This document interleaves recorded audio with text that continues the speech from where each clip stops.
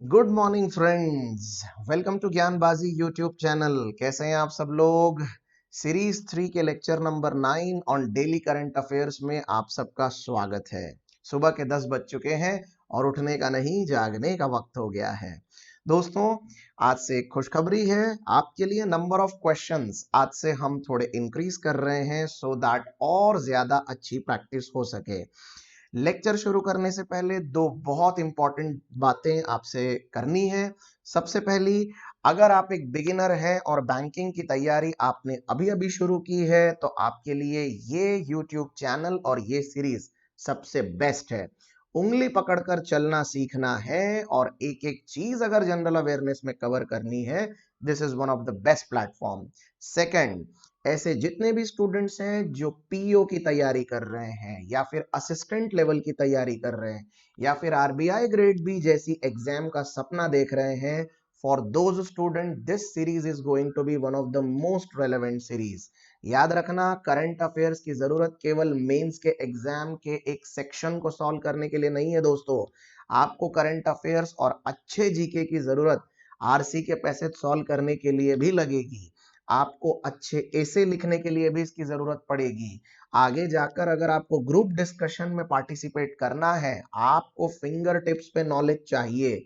और इतना ही नहीं, पर्सनल इंटरव्यू में पूरी तरह से सेलेक्ट होने के लिए मजबूत जीके होना जरूरी है। इसीलिए करंट अफेयर्स को लेकर आप छोटी सोच ना रखें। आप ऐसा ना सोचे कि बहुत लिमिटेड जीके पढ़ने से काम हो जाएगा। आप अपनी सोच का दायरा बढ़ाएं और सारी की सारी कंप्रिहेंसिव डिटेल तैयारी करने की कोशिश करें। ये समय है जहां पर हमारे पास पूरी तैयारी करने का एक शानदार मौका है और इसके लिए प्लेटफॉर्म है ज्ञानबाजी यूट्यूब चैनल। तो आज ही सब्सक्राइब करें और हमारे साथ इस सीरीज का पूरा पूरा लाभ उठाएं। तो चलिए दोस्तों, नोटबुक निकाल लीजिए, पेन रेडी रखिए और शुरू करते हैं आज के करंट अफेयर्स के question. Let's begin. Question number 1.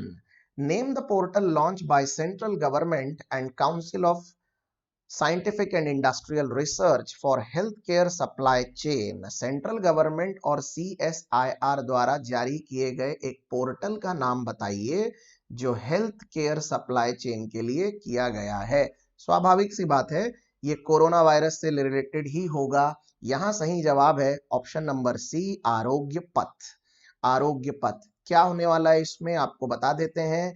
इसमें ऑटोमेटेड टेस्टिंग होने वाली है। ऑटोमेटेड टेस्टिंग फैसिलिटी बनाई गई है, उसके लिए ये किया गया है। राइट, हाँ। एक और चीज आपको बता दें, सीएसआईआर के ऊपर आपको शॉर्ट फॉर्म फुल फॉर्म ये तो आते ही हैं, साथ में सीएसआईआर से संबंधित दो बातें और याद रखिएगा। सीएसआईआर के प्रेसिडेंट कौन है जरा बताइएगा मुझे। पीएम ऑफ इंडिया, ये हमेशा याद रखना। It is not Narendra Modi always, but जो भी प्रधानमंत्री बनेगा वो सीएसआईआर का प्रेसिडेंट होता है। और दूसरा, इसके डायरेक्टर जनरल कौन है फिलहाल, who is the DG of CSIR. अगर ये क्वेश्चन आ गया 1 मार्क के लिए तो काम आ जाएगा। इनका नाम है शेखर सी मांडे। शेखर सी मांडे। क्लियर है दोस्तों, आगे बढ़े। Next question. Indian railways has created a new world record by successfully running first double stack container train on OHE electrified territory in. भारतीय रेलवे ने अभी अभी एक वर्ल्ड रिकॉर्ड बनाया है जिसमें उन्होंने OHE इलेक्ट्रिफाइड टेरिटरी में, OHE का मतलब होता है ओवरहेड इक्विपमेंट, ये जो OHE आपको दिख रहा है ना, इसका मतलब होता है ओवरहेड इक्विपमेंट। ऐसी टेरिटरी में डबल स्टैक कंटेनर वाली ट्रेन दौड़ाई है। तो ये करिश्मा भारतीय रेलवे ने कहा किया है। सही जवाब है यहां पर option number D, western railways में। चेक कर ले answer. Yes, the right answer is western railways. आपको मैं दिखाऊं ये डबल स्टैक कंटेनर ट्रेन मतलब कैसी होती है, आपको एक तस्वीर से सब समझ में आ जाएगा। ये देखो ऐसा होता है ये। सो स्वाभाविक सी बात है कि इसके ऊपर OHE इलेक्ट्रिफाइड वाली टेरिटरी यानी वैसी वाली सुविधा में इस तरह की ट्रेन दौड़ाना, ये अपने आप में एक चैलेंज है, बट भारतीय रेलवे ने ऐसा किया है। I hope this is clear to you. आगे बढ़ते हैं। To which of the following country Exim Bank has extended $216 million credit line? किस कंट्री के लिए अभी अभी एक्सिम बैंक ने 216 मिलियन डॉलर्स की का लोन दिया है? पहले तो आपको इसका जवाब बता दे, फिर एक्स्ट्रा इंफॉर्मेशन दे देंगे। The right answer here is option number C, Malawi. Africa नाम के कॉन्टिनेंट में आने वाला ये देश है मालावी। आंसर चेक कर ले। यस। जरा मालावी की कैपिटल किसी को पता होगी तो बताना, नहीं पता होगी तो लिख लीजिए। लिलोंग्वी। लीलोंग्वी। ओके, स्पेलिंग में गड़बड़ मत करना। हाँ, अब जरा मुझे बताइए कि एक्सिम बैंक का फुल फॉर्म क्या है? इसका फुल फॉर्म है एक्सपोर्ट इंपोर्ट बैंक। जितने नए विद्यार्थी है वो बिल्कुल स्पीड के चक्कर में बेसिक गवाना मत। याद रखना, ये सब 1 1 मार्क के जीके क्वेश्चन तो बनेंगे ही, इंटरव्यू में अलग पिटाई हो जाएगी आपकी। इसीलिए जिसका बेसिक मजबूत है वो जीतता ही है, ये याद रखना। इसीलिए एक्सिम का फुल फॉर्म ढंग से लिख लो, एक्सपोर्ट इंपोर्ट बैंक। एक्सिम के सीईओ का भी नाम लिख लो इसके साथ ही, डेविड डेविड रास्क्विन्हा। डेविड रास्क्विन्हा। ओके। और हेडक्वार्टर कहां है एक्सिम बैंक का? Of course it is in Mumbai. जवाब है मुंबई। यहां तक क्लियर हो गया? ऑल राइट, चलिए दोस्तों आगे बढ़ते हैं। Name the project for which Facebook, Google and Microsoft have joined hands to fight online child sexual abuse. बच्चों में बढ़ रही हिंसा, एक्सप्लॉइटेशन और साथ में यौन शोषण के मामलों के खिलाफ अभी अभी 18 से ज्यादा टेक्नोलॉजी ड्रिवन कंपनियां सामने आई है, जिसमें से ये 2 3 के नाम यहां लिखे हुए, फेसबुक, गूगल एंड माइक्रोसॉफ्ट। तो उनका एक ऑनलाइन प्रोजेक्ट आया है, उस प्रोजेक्ट का नाम क्या है? मैं फिर से एक बार बता दूं, इसमें सिर्फ फेसबुक, गूगल और माइक्रोसॉफ्ट की और भी बहुत सारी कंपनियां हैं, लेकिन इसमें ये 3 नाम दिए हुए हैं। तो प्रोजेक्ट का नाम है प्रोजेक्ट प्रोटेक्ट। वैसे आपको ये सुनकर थोड़ा सा अफसोस ही होगा कि चाइल्ड अब्यूज, सेक्सुअल अब्यूज और एक्सप्लॉइटेशन में, यानी बाल शोषण और यौन शोषण दोनों में भारत काफी आगे आने वाला देश है, जहां पर इसको लेकर जागरूकता और सतर्कता अभी भी आई नहीं है, काफी हद तक जरूरी है। Yes, the right answer is option number B. All right, आगे बढ़ते हैं। Question number 5, what is the rank of India in Nature Index 2020 and index of scientific research? Bharat का index of scientific research Nature Index 2020 में स्थान कौन सा है? सही जवाब है राइट नंबर 12, यानी 12th रैंक है, ऑप्शन नंबर बी। चेक कर ले आंसर। Yes, that's B. आपको एक लाइन में मैं समझा देता हूं, पर्यावरण रिलेटेड रिसर्च, इसका मतलब होता है पर्यावरण रिलेटेड रिसर्च। तो यदि मान लीजिए पर्यावरण से रिलेटेड कोई टॉपिक अगर जीडी में आया या एग्जाम में आया, तो आपको यह पता होना चाहिए कि नेचर इंडेक्स में भारत इतना पीछे नहीं है, बट यस, हमें और थोड़ी जर्नी इसमें कवर करनी बाकी है। हाँ भाई, अब इसमें जरा फटाफट टॉप 5 कंट्रीज कौन सी हैं ये लिख लें।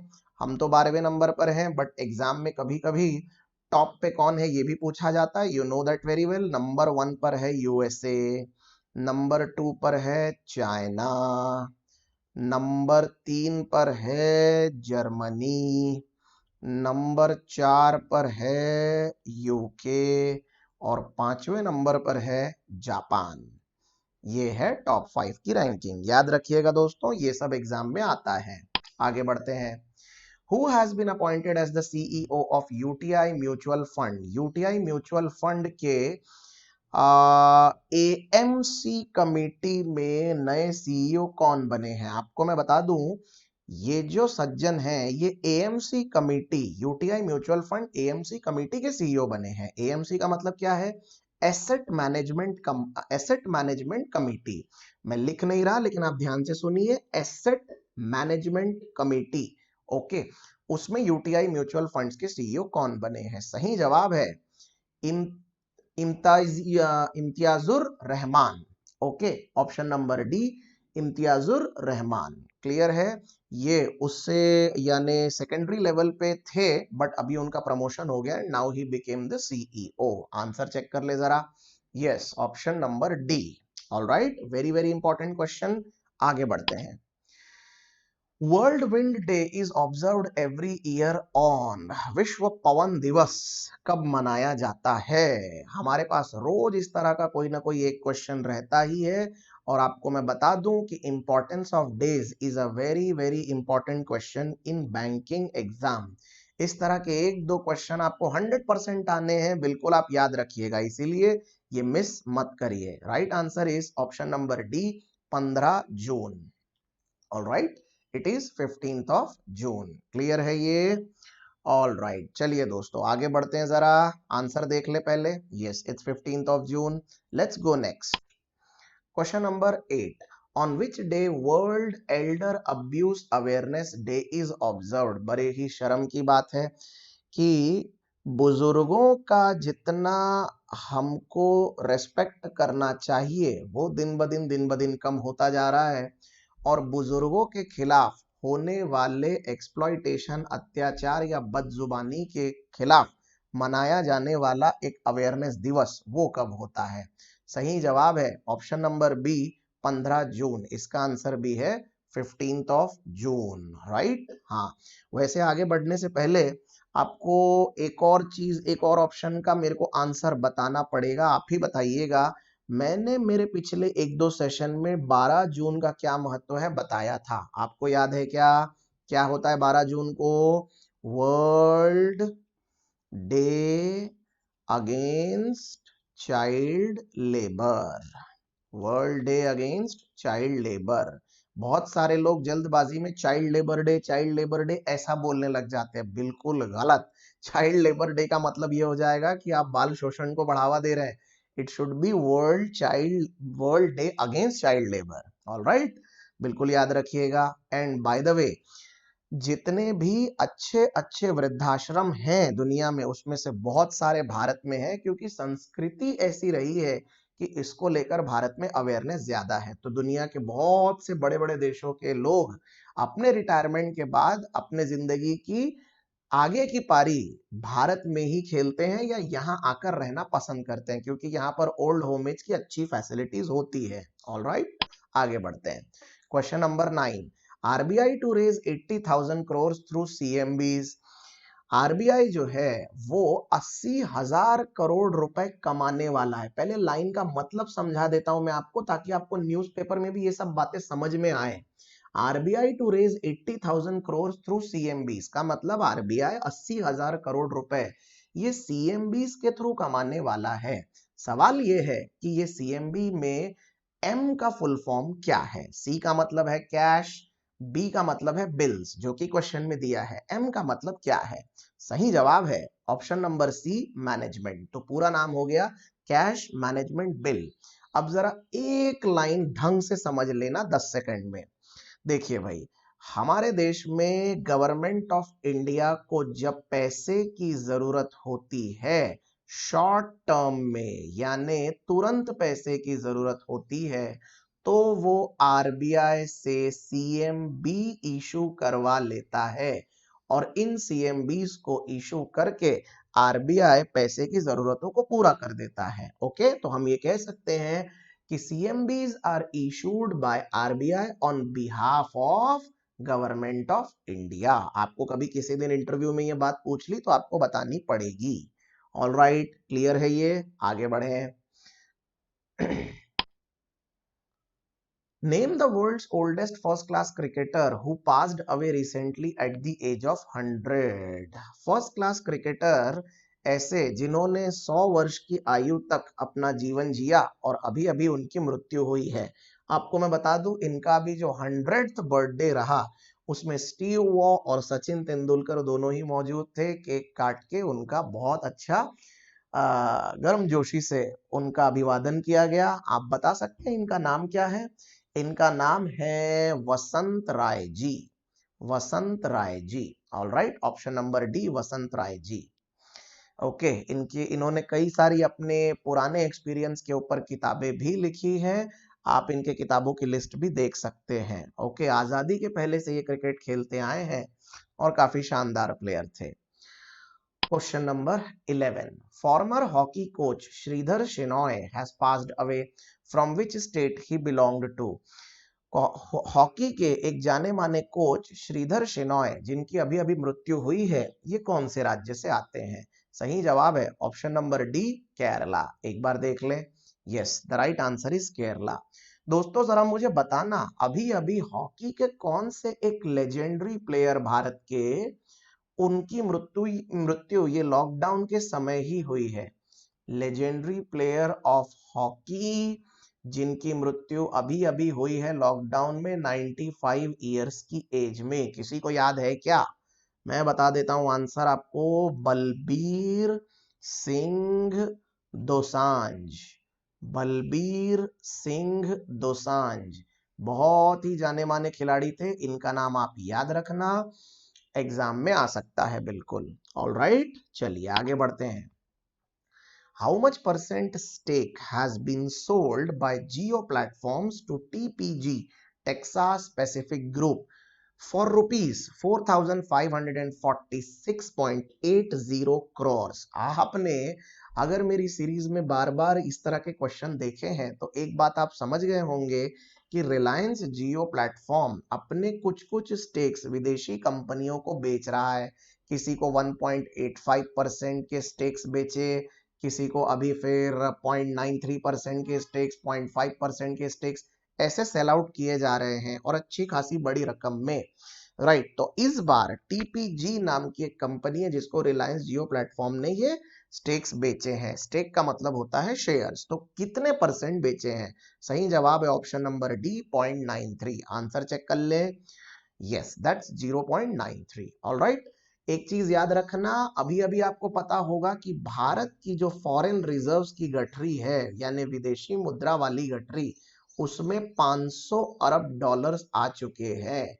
500 अरब की अमाउंट उसमें आ चुका है। उसमें ये रिलायंस जियो ने जो 2-3 बार स्टेक्स बेचे हैं और उसके वजह से जो पैसे कमाए हैं, उसका एक बहुत बड़ा योगदान है। Right, please remember this point. आगे बढ़ते हैं। International Albinism Awareness Day was observed every year on June 13. What is the theme of IAAD 2020? Albinism awareness day, अंतरराष्ट्रीय अल्बिनिज्म अवेयरनेस डे 13 जून को मनाया गया। उसका थीम क्या था? उसका थीम था मेड टू शाइन। अब अपने सारे स्टूडेंट्स को मैं बता देता हूँ ये अल्बिनिज्म का मतलब क्या होता है। ये एक प्रकार की बीमारी है दोस्तों।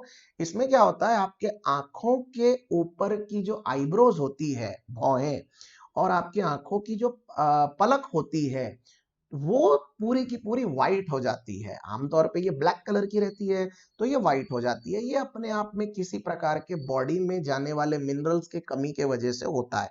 तो इस बीमारी के लिए एक अवेयरनेस डे है और उसका थीम था मेड टू शाइन। आपको मैं बताऊं मतलब इस तरह के पेशेंट्स कैसे दिखाई देते हैं, समथिंग लाइक दिस। ओके, अब इस तस्वीर में आप ठीक से देख के समझ पाए होंगे मैं क्या कहना चाह रहा हूं। राइट, चलिए आगे बढ़ते हैं दोस्तों।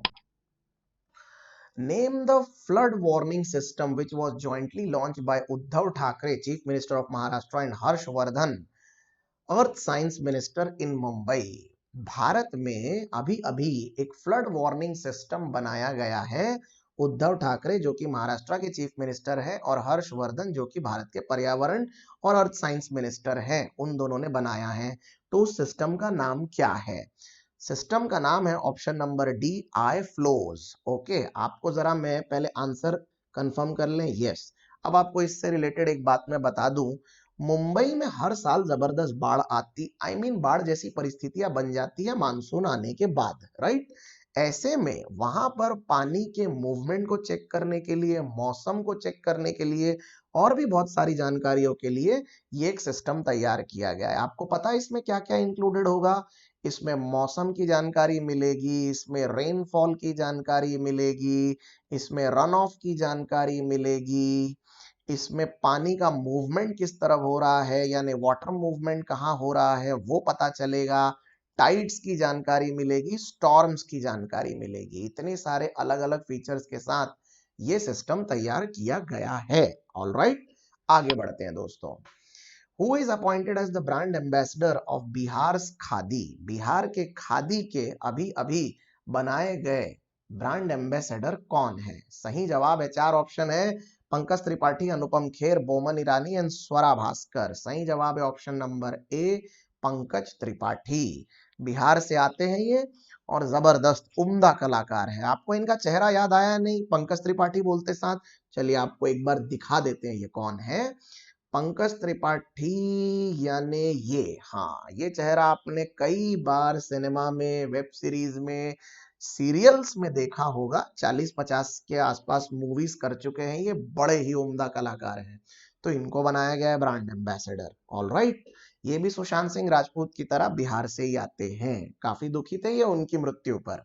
ऑल राइट, आगे बढ़ते हैं। Question number 16, which organization has developed dry heat treatment chamber named Germi Clean to sanitize uniforms of security force?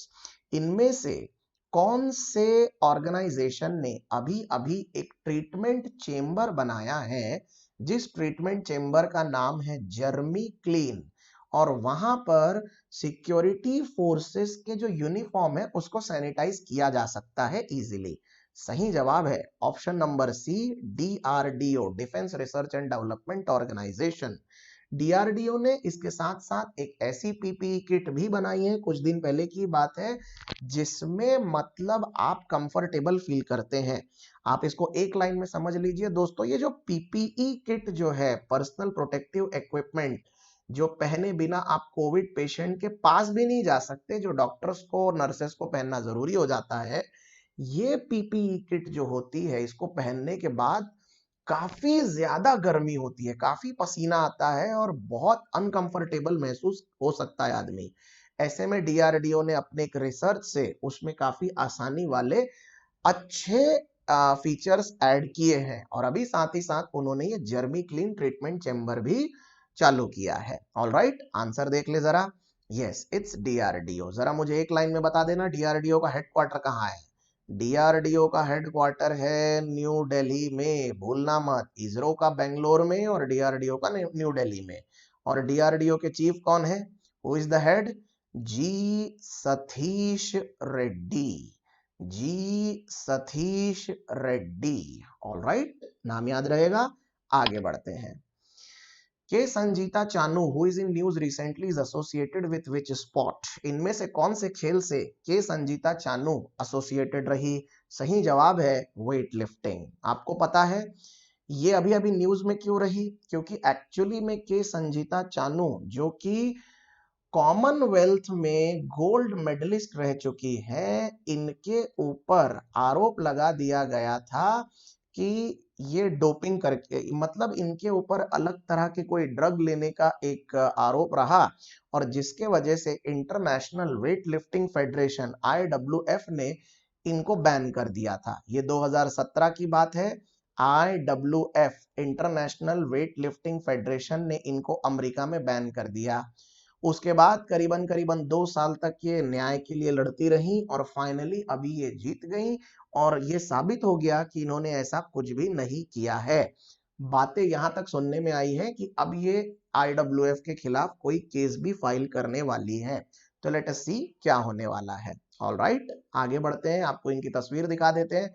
ये है संजीता चानू। ऑल राइट, आगे बढ़ते हैं दोस्तों। India will be sending a tri-service military contingent to participate in which nation's victory parade? इनमें से कौन से देश की विजयी परेड में भारत अपनी ट्राई सर्विस मिलिट्री कंटिंजेंट को भेजने वाला है? स्वाभाविक सी बात है, भारत का एक घनिष्ठ मित्र होगा। अब आप ही बताइए, थोड़ा सा इतिहास खंगाल के, कि इनमें से सबसे अच्छा मित्र कौन है भारत का? यूके, फ्रांस, यूएस या रशिया? अरे भैया, भारत को उस समय से रशिया की दोस्ती मिली जिस समय भारत कोई बहुत बड़ा नाम होता नहीं था। रशिया तो बिल्कुल भारत का सुदामा रहा है। मुझे लिटरली कभी कभी इस बात पे थोड़ा आश्चर्य होता है कि रशिया के बारे में इंडिया के स्कूल के बच्चों के सिलेबस में ज्यादा बातें हैं क्यों नहीं, क्योंकि रशिया हमेशा भारत के साथ खड़ा रहा। तो सही जवाब है option number D, Russia. All right, ये किस बात का विक्ट्री परेड है दोस्तों? ये भी आपको मैं बता देता हूं। असल में द्वितीय विश्व युद्ध 1945 में मई के महीने में ही खत्म हुआ था, सेकेंड वर्ल्ड वॉर। और उस सेकेंड वर्ल्ड वॉर में रशिया की जो रेड आर्मी थी, रशियन रेड आर्मी, कम्युनिज्म का कलर लाल, वो वाली रेड आर्मी, उसने जर्मनी की नाजी सेना को सरेंडर करवा दिया था। हिटलर की नाजी सेना, Nazi army, nationalist socialist army, workers party और उसकी आर्मी थी नाजी आर्मी, ऑलराइट, उसको सरेंडर करवाया था और इसीलिए ये विक्ट्री परेड, विक्ट्री डे मनाया जाता है। ऑलराइट, ये कब होने वाला है? 24 जून को होने वाला है इस साल। वैसे इसकी अलग डेट होती है 8 मई की। ओके, तो आगे बढ़ते हैं दोस्तों। Which bank has decided to completely digitize its lending operation? इनमें से कौन से बैंक ने अपने पूरे ही लोन देने वाले यानी लेंडिंग के ऑपरेशंस को डिजिटाइज यानी पूरी तरह से कंप्यूटरीकृत कर दिया है? लेंडिंग का मतलब क्या होता है दोस्तों? उधार देना।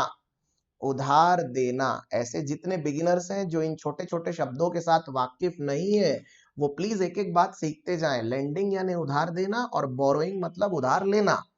तो ये किसने डिजिटाइज कर दिया है? सही जवाब है option number A, Bank of Baroda. Let's check the answer. Yes, the right answer is Bank of Baroda. Bank of Baroda के सीएमडी कौन है, कोई बता सकता है क्या? उनके सीएमडी है संजीव चड्ढा। संजीव चड्ढा, याद रखिएगा। ओके, आगे बढ़ते हैं दोस्तों क्वेश्चन नंबर 20 पे। Recently RBI barred Peoples cooperative bank from granting fresh loans excepting deposits for 6 months। It is based in which city? RBI ने अभी अभी एक बैंक है जिसका नाम है पीपल्स कोऑपरेटिव बैंक, उसके ऊपर बैन लगा दिया है कि वो नए लोन नहीं दे सकता। कब तक नहीं दे सकता? आने वाले 6 महीने के लिए नहीं दे सकता। तो ये जो बैंक है पीपल्स कोऑपरेटिव बैंक, ये कहाँ है? सही जवाब है ऑप्शन नंबर डी, ये बैंक है कानपुर में। The bank is from Kanpur. Okay, अब आप सोचेंगे कि इनके ऊपर बैन किस बात का लगाया गया है? वीक फाइनेंशियल पोजीशन के वजह से बैन लगाया गया है। अखबारों में ये बात सामने आई है कि भाई इनकी फाइनेंशियल पोजीशन काफी वीक है, तो जिसके वजह से कोई फ्रॉड जैसी परिस्थितियां ना बन जाए, तो आरबीआई ने पहले ही बैन लगा दिया है। आगे बढ़ते हैं दोस्तों। As per UNCTAD, global goods trade to fall by how much percent in Q2? What do you mean by Q2? Q2 का मतलब होता है क्वार्टर टू।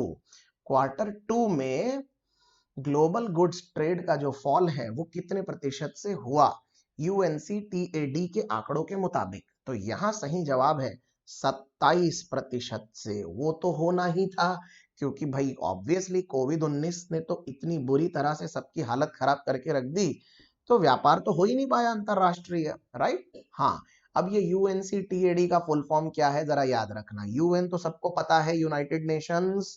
उसके आगे का फुल फॉर्म है conference on trade and development. Beginners बच्चे जो अभी अभी तैयारी शुरू कर रहे हैं, याद रखना, आपका आलस एक दिन आपको नौकरी गंवाने पे मजबूर कर देगा। इसीलिए अच्छी रिवीजन और अच्छे नोट्स, ये आपके सक्सेस का सबसे पहला स्टेप है। याद रहेगा, United nation conference on trade and development. Okay, अब जरा इसका हेडक्वार्टर भी लिख लीजिए। इसका हेडक्वार्टर कहाँ है?